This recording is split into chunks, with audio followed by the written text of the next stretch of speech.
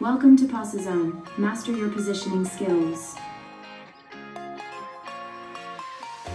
You're now entering DemoZone, a dedicated subcategory of PosiZone, where we break down and demonstrate essential radiographic positioning techniques.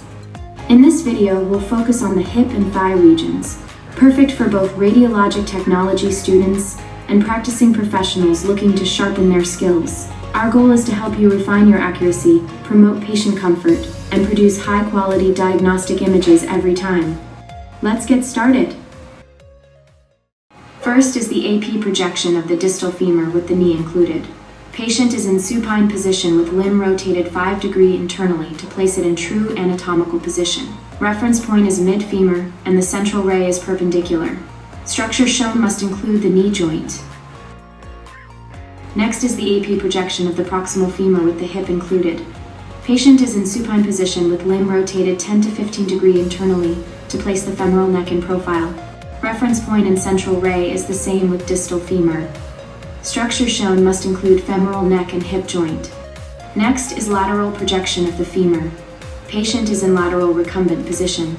Unaffected limb is drawn forward and affected knee is flexed about 45 degrees. Reference point is mid-femur and central ray is perpendicular. Structure shown must include 3/4 of femur and adjacent joints. Next is the AP projection of pelvis and upper femora. Patient is in supine position. Feet and lower limb is medially rotated about 15 to 20 degrees to place the femoral necks in parallel with the IR. Reference point is 2 inches inferior to ACIS, or 2 inches superior to pubic symphysis. Central ray is perpendicular, and structure shown includes greater trochanter in profile, or lesser trochanter if feet and leg were rotated laterally. Next is the lateral projection of pelvis and upper femora. Patient is in lateral recumbent position. A support is placed under the lumbar spine and the pelvis is in a true lateral position. Reference point is 2 inches above greater trochanter. Central ray is perpendicular and structure shown is lateral radiograph of lumbosacral junction, sacrum, coccyx, and superimposed upper femora. Next is the modified Cleaves method. Patient is in supine position. Hips and knee flexed with feet drawn upward. Thighs are abducted about 25 to 45 degrees with feet inwards against each other. Reference point is 1 inch superior to pubic symphysis. Central ray is perpendicular. Structure shown includes acetabulum, femoral head and neck, and trochanteric areas. For the original Cleaves method, the patient is placed in the same position with the central ray angled 25 to 45 degrees cephalad.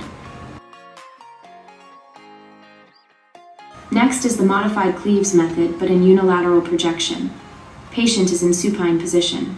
Affected sides, hips and knee flexed with feet drawn upward and the sole of the foot against the opposite knee. Thigh is abducted at approximately 45 degrees. Reference point is 1 inch superior to femoral neck. Central ray is perpendicular. Next is the Chassard-Lapine method. Patient is in sitting position and leaning directly forward. Posterior surface of the knee is against the edge of the table. Instruct the patient to grasp the ankles or feet. Reference point is lumbosacral region. Central ray is perpendicular. Structure shown includes pelvic bones and opacified rectosigmoid through barium enema. Next is the Donnelius-Miller method. Position the tube at the edge of the table as shown in this video. Patient is in supine position. Unaffected hip and knee flexed to elevate the thigh in a vertical position. Unaffected limb rested on a support or on the tube. Affected side's foot and lower limb is medially rotated about 15 or 20 degrees. IR is placed vertically and parallel to long axis of femoral neck. Reference point is femoral neck. Central ray is horizontal. Structure shown includes hip joint, acetabulum, femoral head and necks, and trochanters. If the patient cannot be positioned in the Donnelius-Miller method, the Clements-Nakayama modification is utilized. Patient is in supine with the affected side near the edge of the table. IR is placed vertically with its top back tilted at 15 degrees. Reference point is femoral neck. Central ray is 15 degrees posteriorly and structure shown is the same. Next is the Friedman method. Patient is in lateral recumbent with affected side against IR.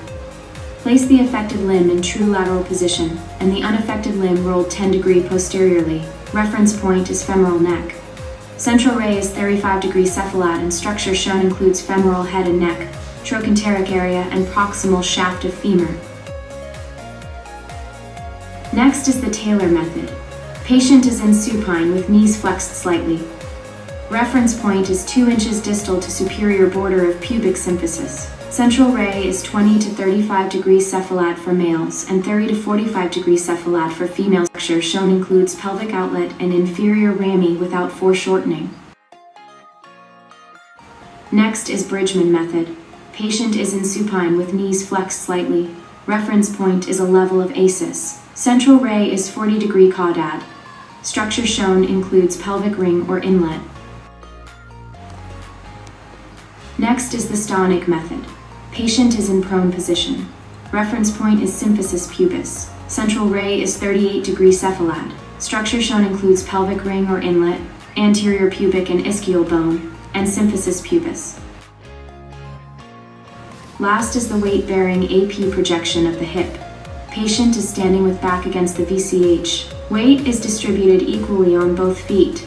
Reference point is 2 inches superior to pubic symphysis. Central ray is horizontal. Structure shown includes hip joints. Thank you for watching this PosiZone demonstration. Mastering radiographic positioning takes practice, precision, and a clear understanding of anatomy, and you're one step closer. Keep striving for excellence in every image you capture. See you soon.